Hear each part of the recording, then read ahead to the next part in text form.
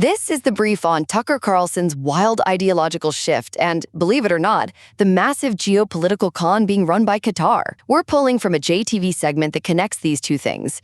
The, emotional roots of some modern politics and the really dangerous game the state of Qatar is playing on the world stage. So first you've got Dave Rubin, a commentator who used to be an associate of Carlson's, just expressing his shock at Tucker's complete 180 on his old conservative views. It's gotten so strange that Carlson apparently pretended not to even know Rubin, even though he wrote a blurb for his book. The hosts were kind of speculating, is this emotional damage or something as wild as early onset dementia? Second, the segment makes a bigger point here. It argues that these kinds of sudden political flips aren't really based on any solid ideas.